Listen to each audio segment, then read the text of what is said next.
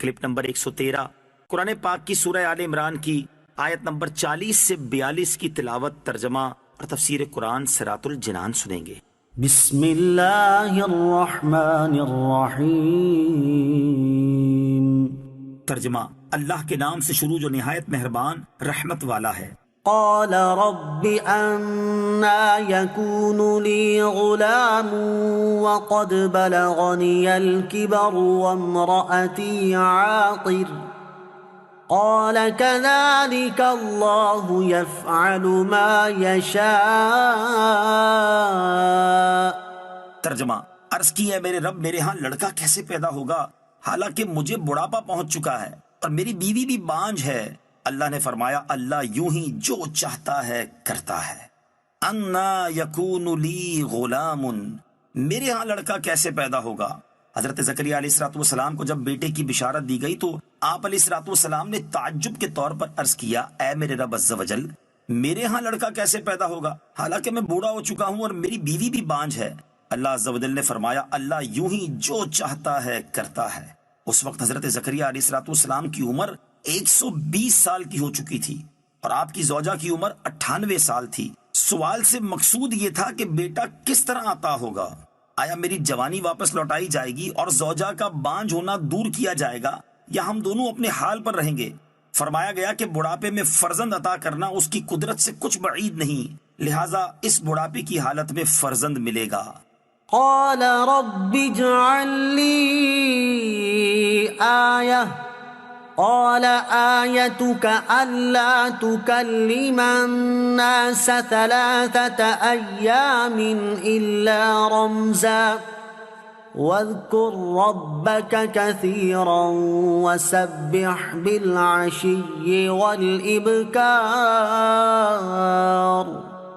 ترجمہ، عرض کی ہے میرے رب میرے لیے کوئی نشانی مقرر فرما دے۔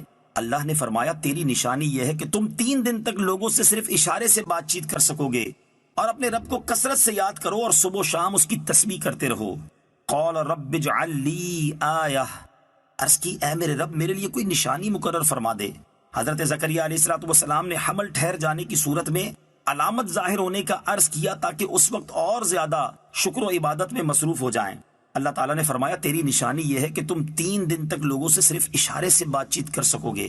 چنانچہ ایسا ہی ہوا کہ جب آپ علیہ الصلوۃ والسلام کی زوجہ کو حمل ٹھہرا تو آدمیوں کے ساتھ گفتگو کرنے سے زبان مبارک 3 روز تک بند رہی اور تسبیح و ذکر پر آپ قادر رہے، اور یہ ایک عظیم معجزہ ہے کہ جس میں اعضاء صحیح و سالم ہوں اور زبان سے تسبیح و تقدیس کے کلمات ادا ہوتے رہیں مگر لوگوں کے ساتھ گفتگو نہ ہو سکے۔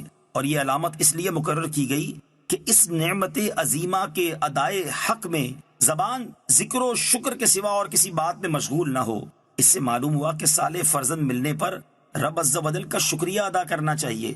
عقیقہ، صدقہ، خیرات، نوافل سب اسی نعمت کا شکریہ ہے، اور چونکہ ہمارے آقا علیہ الصلوۃ والسلام رحمت للعالمین اور کائنات کی سب سے عظیم ترین نعمت ہیں، اس لیے اس نعمت کا شکریہ ہم میلاد کی صورت میں ہمیشہ ادا کرتے رہتے ہیں۔ وَسَبِّحْ بِالْعَشِيِّ وَالْإِبْكَارِ، اور صبح و شام اس کی تسبیح کرتے رہو۔ اگرچہ ہر وقت تسبیح و تحلیل بہتر ہے لیکن صبح و شام خصوصیت سے زیادہ بہتر ہے کہ اس وقت دن رات کے فرشتے جمع ہوتے ہیں۔ نیز آدمی کی صبح کی ابتدا اور انتہا اللہ تعالیٰ کے ذکر پر ہونی چاہیے۔ وَإِذْ قَالَتِ الْمَلَائِكَةُ يَا مَرْيَمُ إِنَّ اللَّهَ اصْطَفَاكِ وَطَهَّرَكِ وَاصْطَفَاكِ عَلَى نِسَاءِ الْعَالَمِينَ۔ ترجمہ، اور یاد کرو جب فرشتوں نے کہا اے مریم بے شک اللہ نے تمہیں چن لیا ہے اور تمہیں خوب پاکیزہ کر دیا ہے اور تمہیں سارے جہان کی عورتوں پر منتخب کر لیا ہے۔ ان اللہ اصطفاک، بے شک اللہ نے تمہیں چن لیا ہے۔ اس آیت میں حضرت مریم رضی اللہ تعالی عنہا کی شان کا بیان ہے۔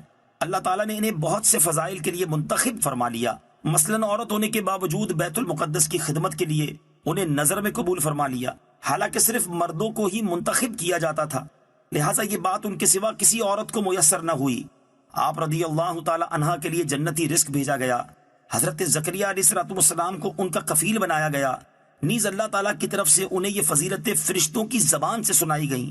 مزید یہ کہ حضرت مریم رضی اللہ تعالی عنہا کو اللہ تعالیٰ نے گناہوں سے اور مردوں کے ان پر قدرت پانے سے پاکیزہ بنایا، اور انہیں سارے جہان کی عورتوں پر فضیلت عطا فرمائی کہ بغیر باپ کے بیٹا دیا اور ملائکہ کا کلام سنوایا۔